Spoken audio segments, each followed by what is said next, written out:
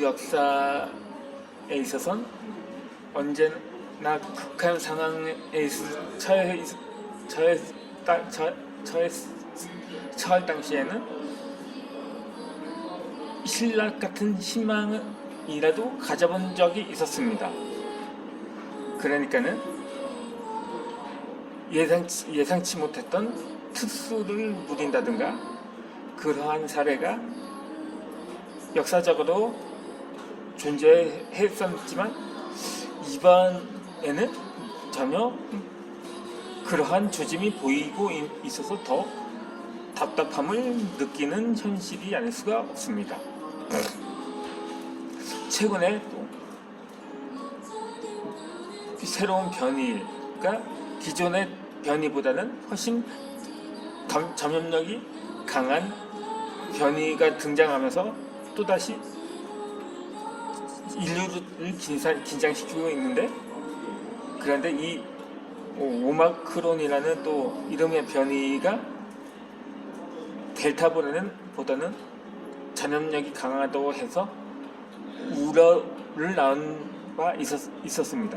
아니, 어쩌면 현재 진행형일 수도 있겠죠. 그런데 대신에 이 새로운 이 변이는 기존의 변이에 비해 전염력이 비록 높을지라도 오히려 치명률은 약한 것이 아닌가 하는 조심스러운 낙관론도 제기되고 있는 상황이기 때문입니다. 처음 변이의 확진자의 증상을 보면서 알 수는 있는데, 그런데 이게 얼마 되지 않았기 때문에 좀 더 추이를 지켜보면서 일단 입국을 막는 방향으로 하면서, 그러니까는 처음 이 변이가 발생한 나라들 상대로 해서 일단 입국을 차단을 하는데 중점을 두고 있는 거죠. 그런데 결국 그러한 신라 같은 기대마저 빗나갔다는 점입니다. 그러니까는 인류 역사에서 처음 팬데믹이라는 인플루엔자의 경우 변이를 거듭하다가 결국 계절성은 바이러스로 남아서 그만큼 면역력도 생기고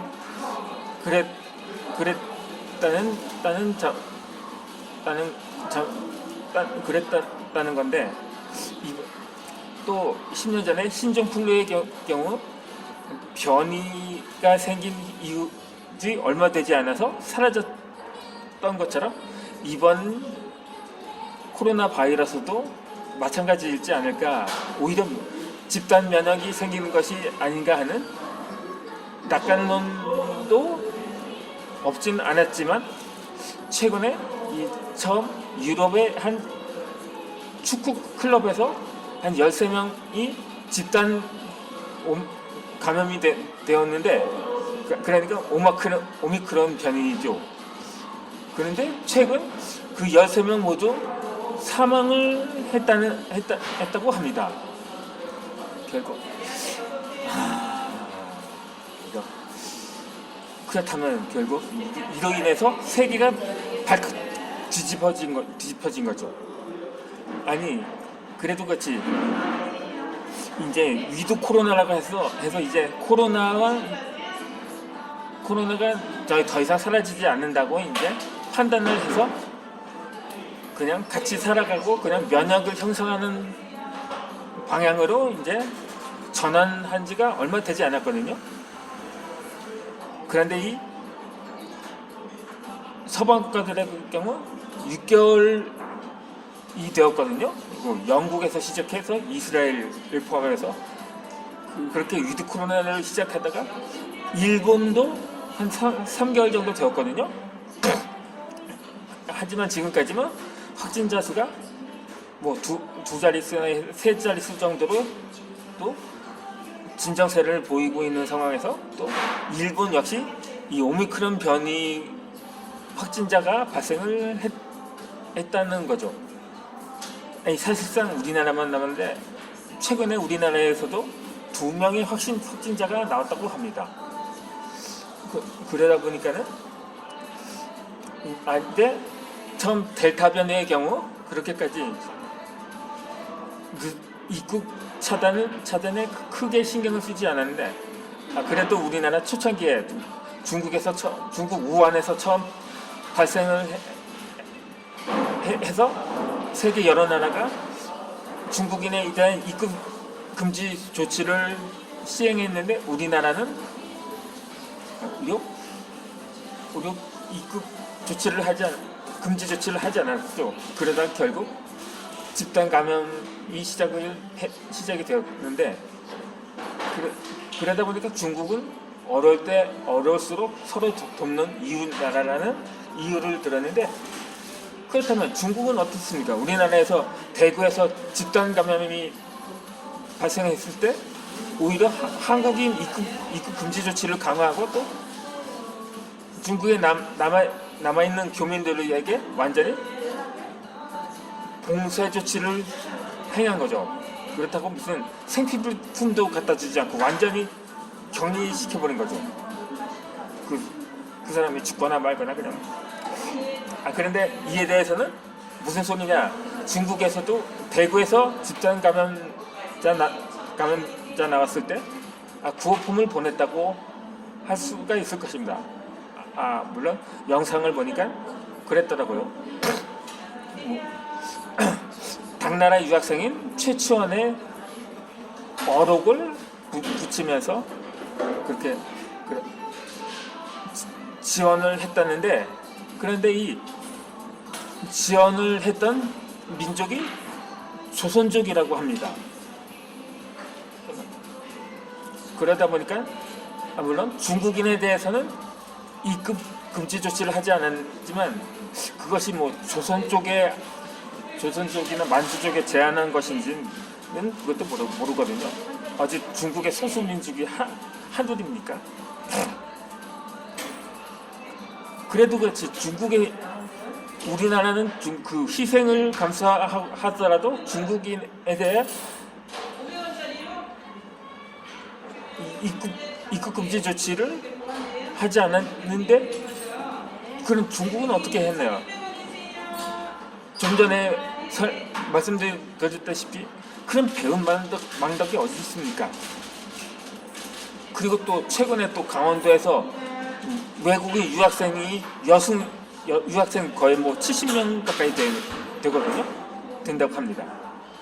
69명이 그냥 여중생 1명을 집단 성폭행한 사건이 있었다고 합니다. 그런데 그 유학생 국적이 69명 전부 중국인이라고 합니다. 완전히 이거는 정말 어쩌자는 겁니까? 근데 그렇다면 정말 북한처럼 봉쇄를 해야 하는 것 아니냐는 전망도 조심스럽게 나오고 있는 상태인데 지금 그런 상황 와중에서 외교부에는 종전선언을 논의하려고 중국으로 출국을 했다고 합니다. 이제 코로나가 완전히 자연 소멸될 때까지 입국을 막아야 합니다. 뭐 지금 종전선언이 뭐 시급한가요? 꼭 그러지 않았어도 지금 그냥 놔두면 북한은 지금 북한의 운명이 어떻게 될지 모릅니다. 2년 동안 정말 지긋지긋한 봉쇄를 하면서 오히려 완화는커녕 오히려 더 강력한 봉쇄 조치를 취할 게 뻔할 것입니다. 더군다나 또 눈이나 비에서 그 코로나 바이러스가 섞인다고 해서 그것마저 못 오게 막거나 설령 온다고 하면 완전히 어떻게 피할 도리가 있는지 모르겠습니다. 물론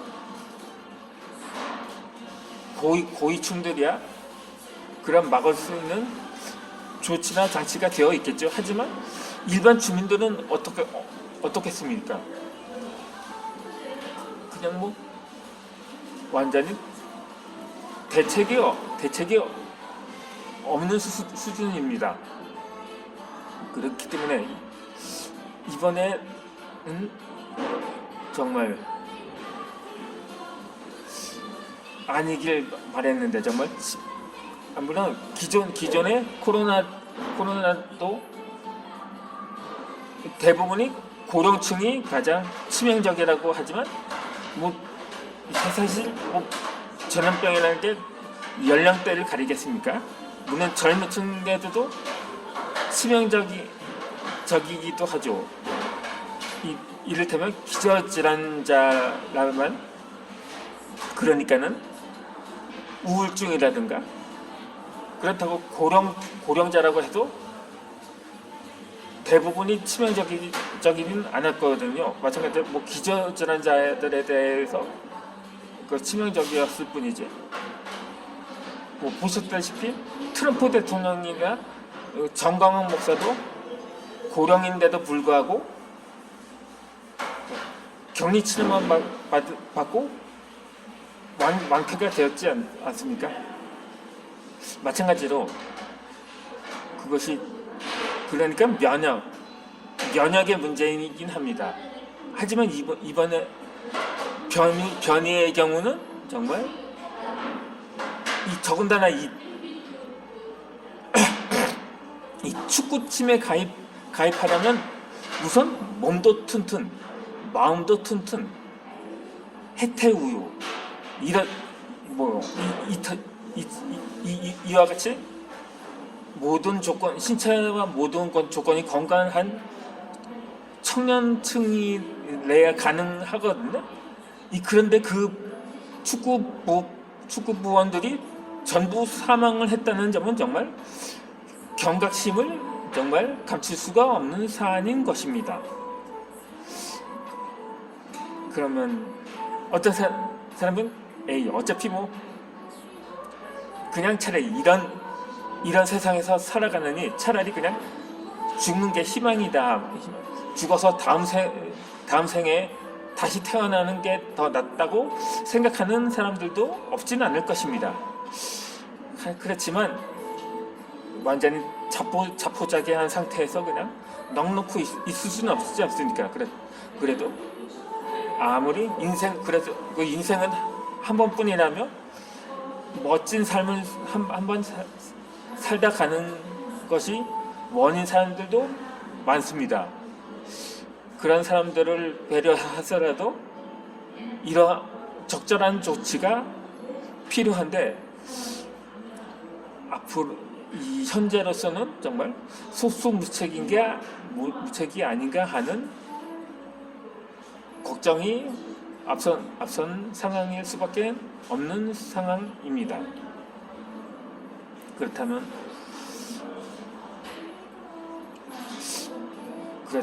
이것이 마음이 참 이러한 소식을 영상으로 올려드린다는 게 참 마음이 무겁긴 합니다.